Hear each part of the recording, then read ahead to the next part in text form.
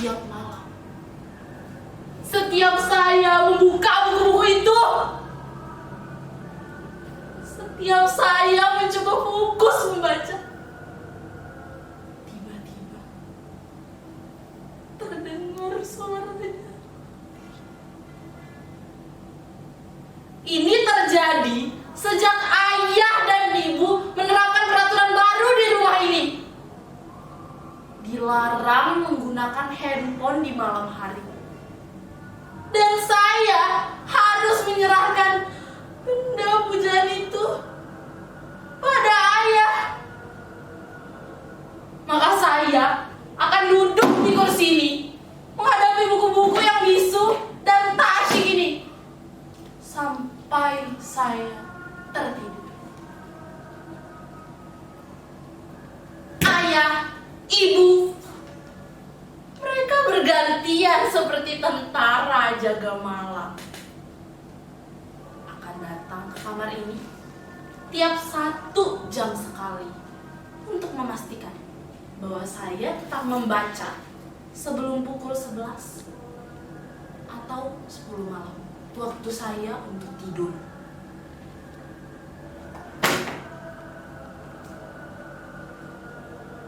Pintu itu tak boleh saya kunci sebelum jadwal tidur tiba.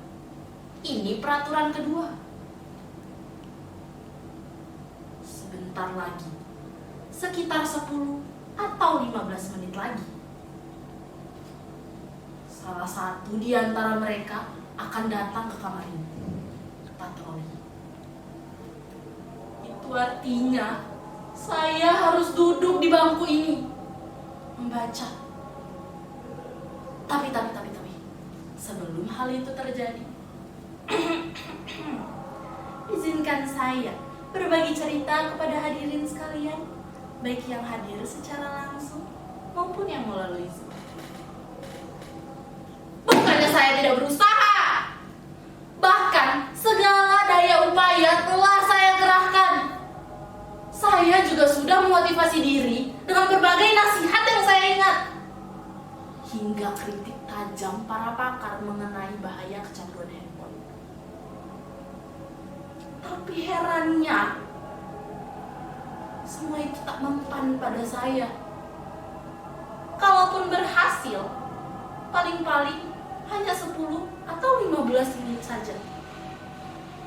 Hingga kritik tajam para pakar itu pun tak juga mengurangi rasa kerinduan saya untuk selalu bersama handphone. Kalau saja mengubah diri dapat dilakukan serenyah, ceramahnya mereka, mungkin saya tak menderita begini. Apa? Saudara sekalian tak percaya bahwa saya sedang menderita? Apa tak terlihat beban derita di wajah saya ini? Disorot mata saya, digetar suara saya. Ini bukan acting seperti dalam pertunjukan monolog anak-anak SMA itu loh. Ini real, nyata. Saya memang sedang menderita. Kalau penderitaan saya ini dapat saya tuangkan ke dalam puisi, mungkin para hadirin sekalian tak akan mampu membacanya tanpa menitikkan air mata. Tak percaya? Hadirin sekalian tak percaya bahwa saya sedang dibuli sepi dan dikepung sedih?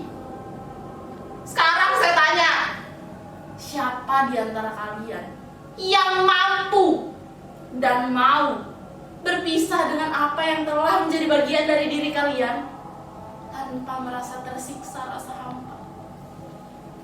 Tidak ada kan yang bisa? Saya juga seperti itu. Sebuah handphone bukan lagi benda biasa. Hal ini sudah menjadi bagian penting dari diri kita, hidup kita. Bayangkan, sejak kecil dia selalu menemani kita. Dikala orang-orang tak punya waktu dan hanya malas meladeni kita yang masih kanak-kanak dan tak bernilai guna. Pagi, siang, sore, malam, hanya dia yang menemani kita tanpa mengeluh sedikit pun. kita bisa lebih dekat dengannya daripada dengan sesama kita. Itulah mengapa walau berpisah dengannya hanya sebentar, terasa seperti bertahun-tahun lamanya. Oh handphoneku berat dan panjang, jalan ku tempuh untuk bersamamu. Saya memang sempat berganti partner dari handphone satu ke handphone lainnya, tapi sikap mereka tak berubah, setia menemani dan melayani, tidak berkurang sedikit pun. Coba bandingkan kesetiaan dan konsistensi mereka dengan kita. Berganti partner, berganti pula sikap dan kebiasaannya, apalagi berganti pemimpin, bisa semakin baik atau semakin anjlok mutunya. Maaf, saya agak ngelantur. Maklumlah, orang kalau sudah diterkam sepi dan rindu, pikirannya bisa melayang kemana-mana. Jadi, sudah jelaskan bahwa saya menderita? Saya menderita bukan hanya karena berpisah dengan handphone saya, tapi karena saya dihadapkan oleh dua situasi sekaligus. Di satu sisi, saya tahu ayah dan ibu bermaksud baik. Mereka ingin saya memiliki prestasi dalam bidang studi. Itulah mengapa mereka menerapkan peraturan 12 jam tanpa handphone di malam hari. Tapi di sisi lain, seluruh diri saya, jiwa saya, kesadaran saya sudah terbiasa dengan handphone bahkan sejak kecil di sisa saya.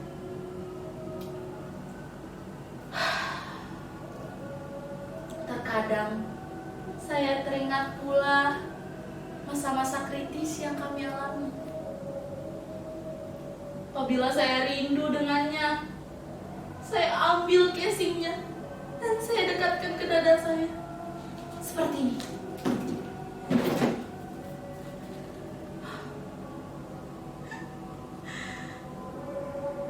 Kadang di masa kritisnya ketika dia tidak memiliki daya, saya panik mencari tempat untuk mengisi energinya.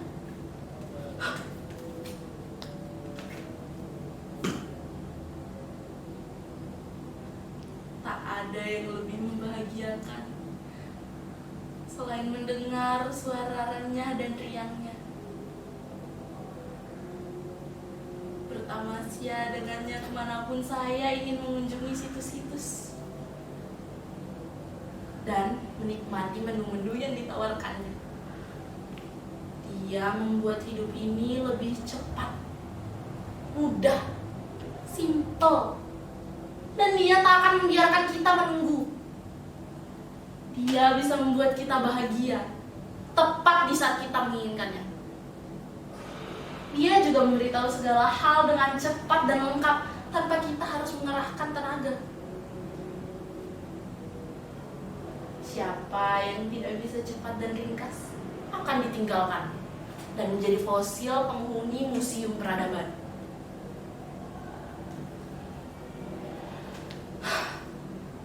Pernah sekali saya terbiasa tanpa handphone, kecuali untuk hal-hal penting. Tapi malam itu, saya dapati ayah dan ibu saya sedang duduk di sofa, sibuk dengan handphone dan dunianya masing-masing. Saya merasa terhianati.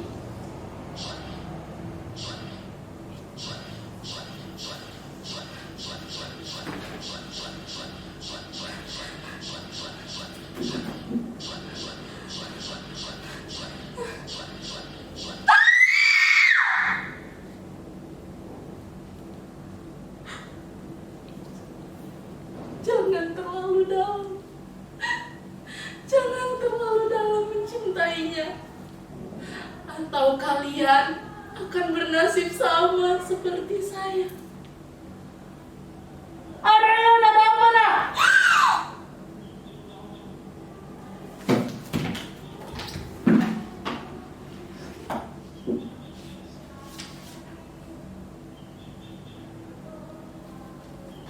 berat dan panjang jalan yang harus kutempuh. Tapi inilah yang harus kulakukan demi mendapat kelahiranku kembali.